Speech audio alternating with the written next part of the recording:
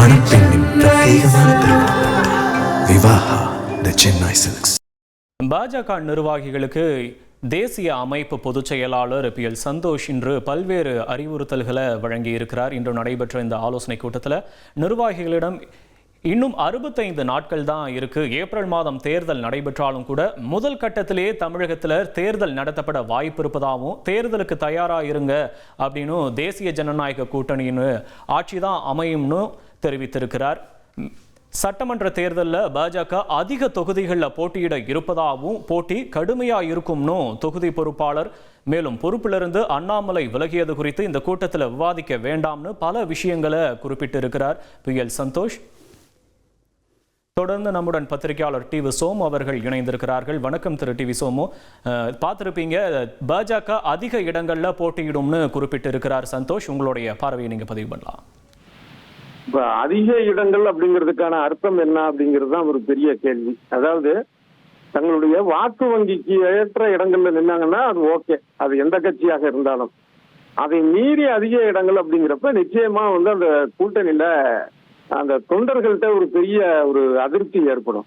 எந்த கட்சி அந்த கூட்டணியில அதிகமான வாக்கு சதவீதம் வச்சிருக்குதோ, எந்த கட்சி அதிகமான தொண்டர்கள் இருக்காங்களோ அவங்க இன்னொரு கட்சிக்கு அதிக தொகுதி கொடுக்குறாங்களே, நம்ம கட்சி வேட்பாளர் நிக்க முடியலையே அப்படிங்கிற ஒரு எண்ணம் வந்தாலும் அது அதிருப்தி ஏற்படும்.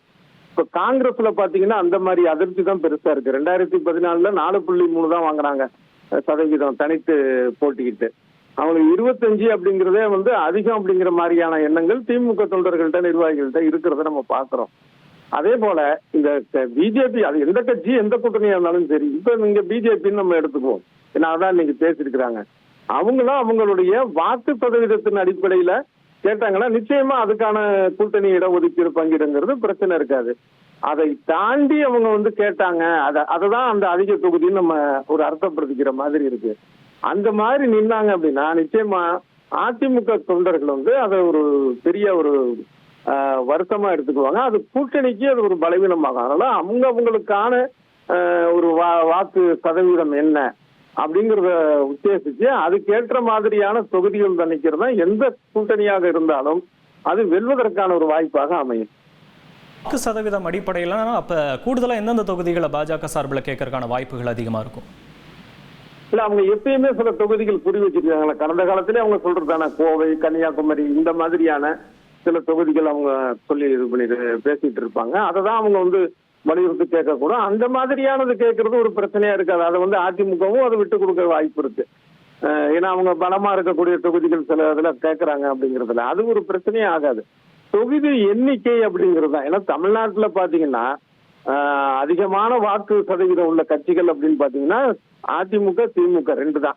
அதே மாதிரி தமிழ்நாடு முழுக்க சின்ன சின்ன கிராமங்கள் முதற்கொண்டு கிளை கழகங்கள் இருக்கிறது, அவங்க கட்சி நிர்வாகிகள், பொறுப்பாளர்கள், தொண்டர்கள் இருக்கிறதுங்கிறது இந்த 2 கட்சிகளுக்கு தான். ஆனா இதுக்கு நிகராகன்னு சொல்லிட்டு இன்னொரு எந்த ஒரு கட்சி வந்தாலும், அதாவது திமுகவுக்கு நிகரா நாங்க அப்படின்னு ஒரு கட்சியோ இல்ல அதிமுகவுக்கு நிகரா நாங்கன்னு ஒரு கட்சியோ வந்துச்சுன்னா அவங்க இருக்கிற கூட்டணிக்கு அது மைனஸ் தான். அதை முதல்ல உணர்ந்துக்கணும். நம்மளுடைய வாக்கு வங்கி என்ன, நம்ம எந்த இடத்துல இருக்கிறோம் அந்த இடத்துல இருந்து நம்ம இந்த தேர்தலை அணுகணுங்கிறது தான் சரியான ஒரு விஷயமா இருக்கும். அதிக தொகுதிகள்ல போட்டியிடுறதுனாலேயே வெற்றி கிடைச்சிடும் சொல்ல முடியாது. இப்ப வார்த்தை தான்.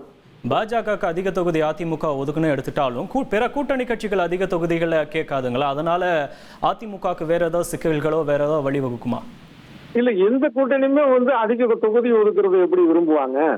இப்ப ஒரு கம்பாரிசனுக்காக நான் சொல்றேன். இப்ப திமுக கூட்டணியிலும் காங்கிரஸ் கேட்கறது தர முடியாதுங்கிற ஒரு சூழல்ல தானே இழுத்துட்டு இருக்கு. அதே போல அதிமுக கூட்டணியிலயும் அதிமுக அவங்க அதிகமான தொகுதி அப்படிங்கறத நிச்சயம் தரமாட்டாங்க.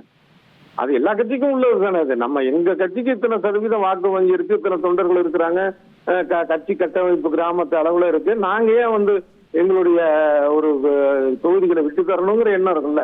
அந்தந்த கட்சிக்கான ஒரு விஷயம், அந்த அவங்கவுங்களுக்கான தொகுதி பங்கீடு, அதுக்கு ஏற்ற இடங்கள் அப்படிங்கிறது தான் சரியா இருக்கும். அதை தான் செய்வாங்க. அதுக்கு ஒரு கட்சிக்கு நீங்க அவங்களுடைய ஒரு பெர்சன்டேஜுக்கு தாண்டி கொடுத்தீங்கன்னா, இப்ப நீங்க சொன்னது போலவே இப்ப அடுத்தடுத்த கட்சி எல்லா கட்சிக்கும் ஒரு ஆசை இருக்கும். அப்ப அவங்க ஆசைப்பட மாட்டாங்களா, அவங்க கேட்க மாட்டாங்களா? அதனால அந்த மாதிரி அதிமுக கொடுக்கும் அப்படின்னு நான் நம்பல. அவங்க என்ன உரிய இடமோ அதை கொடுப்பாங்க. திமுகல வந்து அந்த கூட்டணி கட்சிகளுக்கும் அதுதான் நிலைமையா இருக்கும். ஏன்னா இது ரெண்டு தான். இங்க வந்து அதிமுக தான் பிக் பாஸ்னா, அங்க திமுக பிக் பாஸ். அவங்கதான் வந்து அகில இந்திய கட்சி அப்படின்னு சொல்லிக்கிட்ட கட்சிகள் கூட்டணியில இருந்தாலும் தமிழ்நாட்டுல இந்த ரெண்டு கட்சிகள் தானே கூட்டணிக்கு தலைமை. நன்றி திரு டிவி சோமு, இணைப்பில் வந்து உங்களுடைய கருத்துக்களை பதிவு செய்தமைக்கு. மணப்பெண்ணின் பிரத்யேகமான திருமணம் விவாஹா தி சென்னை சில்க்ஸ்.